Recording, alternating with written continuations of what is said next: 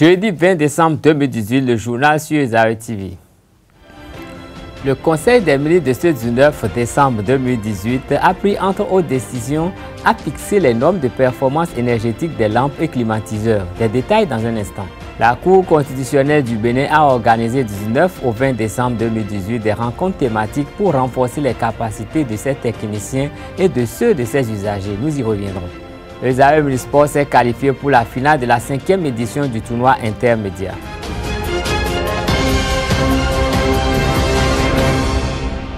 Le Conseil des ministres s'est tenu ce mercredi 19 décembre 2018 sous la présidence effective du chef de l'État, le président Patrice Talon. Plusieurs dossiers ont été examinés et d'importantes décisions ont été prises. Ainsi, au titre des mesures normatives, le Conseil a pris un décret d'approbation des normes minimales de performance énergétique des lampes et climatiseurs individuels en République du Bénin. Écoutons le ministre du Tourisme, de la Culture et des Sports, Oswald Omeki, au cours du point de presse.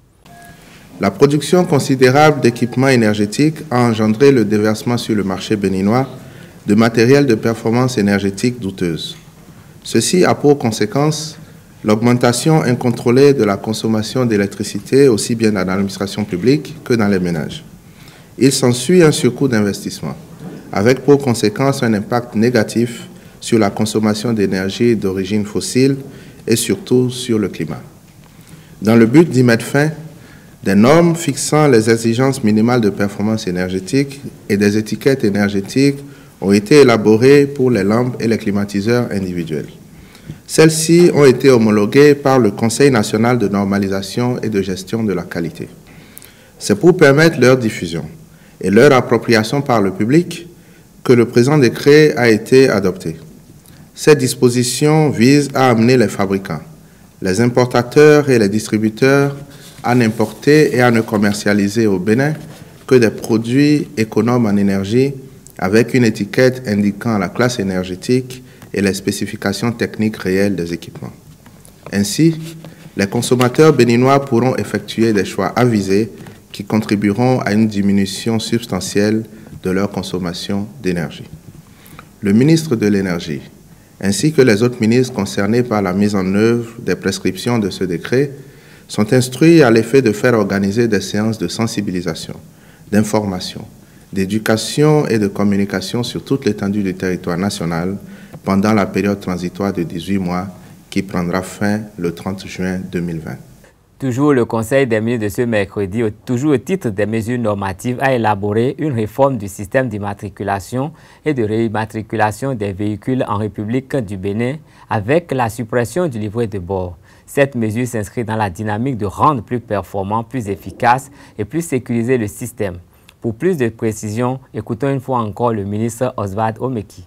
La simplification de la procédure d'immatriculation des véhicules à 4 roues est un volet de la nécessaire modernisation des formalités liées à la mise en consommation des véhicules et à l'allègement de la constitution des pièces administratives y relatives. Les réformes engagées dans le secteur comportent le double avantage de satisfaire les attentes des automobilistes et de renforcer la sécurité des autres usagers de la route. Ainsi, à compter du premier trimestre 2019, le délai entre le dépôt du dossier et l'obtention des plaques d'immatriculation sera de 24 heures. Ces réformes visent entre autres à supprimer le livret de bord, dont la possession pour les raisons sus-évoquées devient superflue et les frais pour son acquisition sont donc supprimés. Ainsi, pour éviter la rupture des intrants et accessoires d'immatriculation et assurer la célérité des opérations de confection des plaques, il sera procédé à l'ouverture à d'autres prestataires des activités de confection des plaques selon un cahier de charges qui en précisera les modalités. Dès la mise en œuvre de la mesure, les plaques minéralogiques seront fixées sur les véhicules auxquels elles sont affectées à la diligence des propriétaires par des prestataires de leur choix après l'accomplissement des formalités d'immatriculation.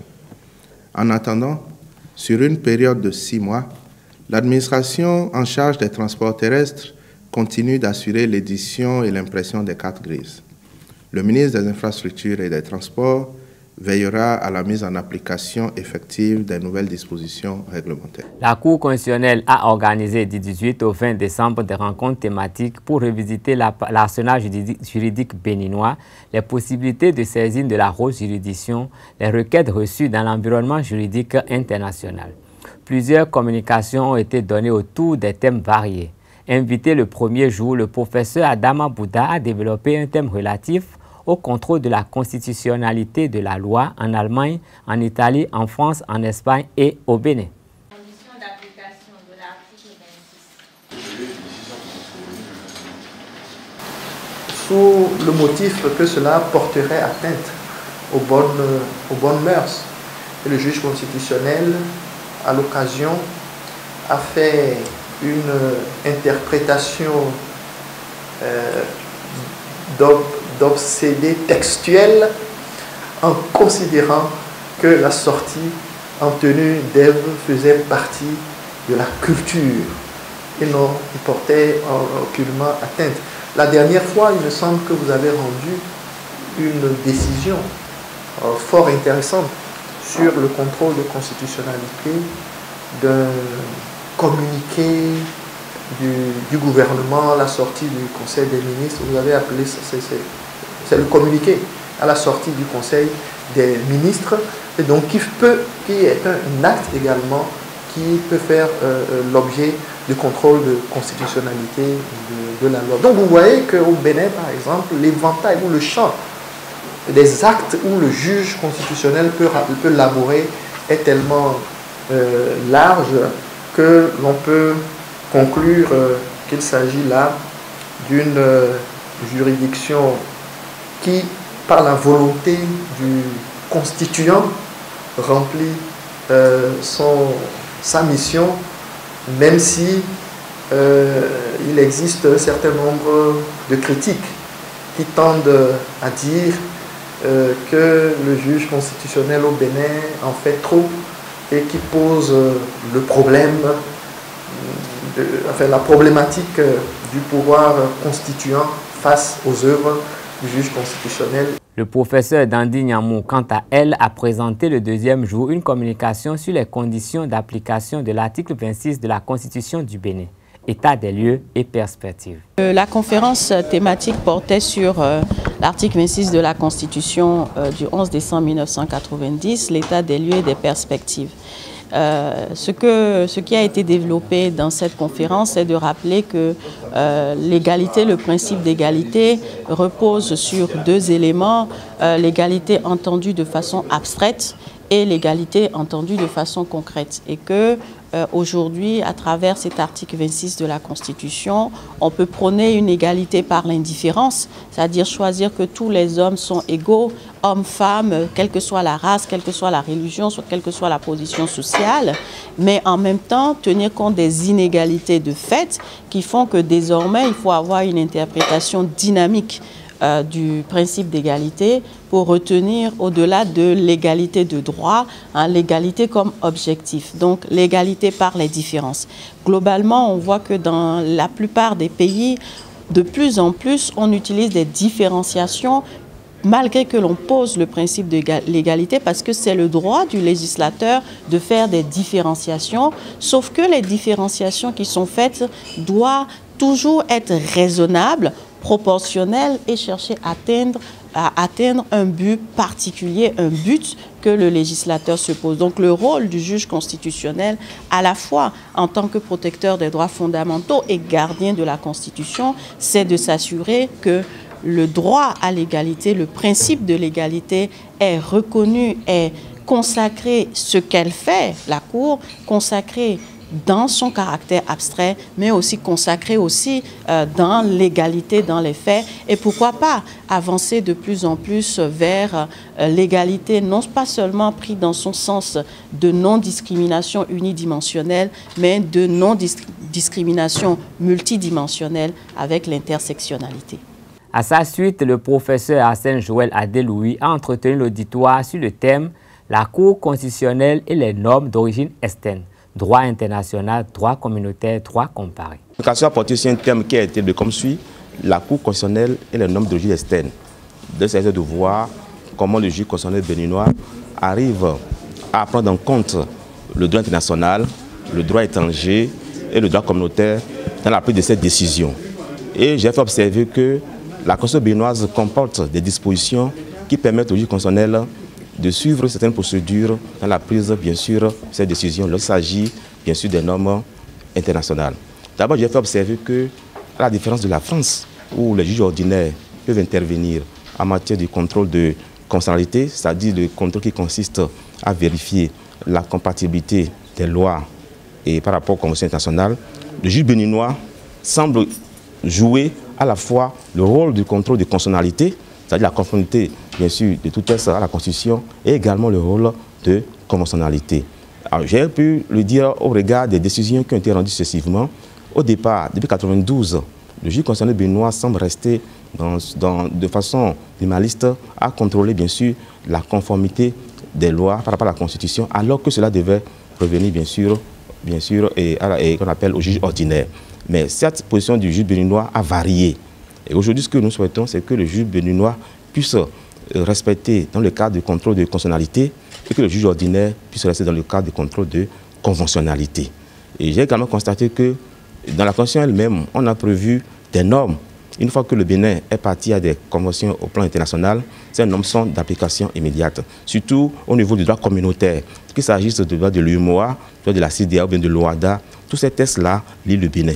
La ministre des Affaires sociales et de la microfinance, en partenariat avec l'Organisation mondiale de la santé, a procédé au lancement officiel du guide alimentaire du Bénin pour les personnes âgées ce 20 décembre 2018 au Bénin Royal Hotel.